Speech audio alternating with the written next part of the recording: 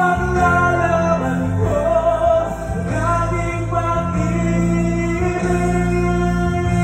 Always nagko-concentrate kayo sa mataas. Yung gitna, napapabayaan. Medyo na-pressure talaga ako kasi ngayon lang uli ako sumali sa singing contest.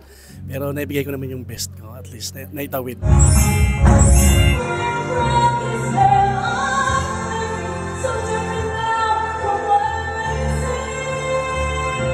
Early admire your dynamics. Ando naman, careful lang sa reaching sa high notes. Initially po parang kinabahan po ako, pero at the same time parang in-enjoy ko na lang din po since it's one of the songs that I really like to perform po.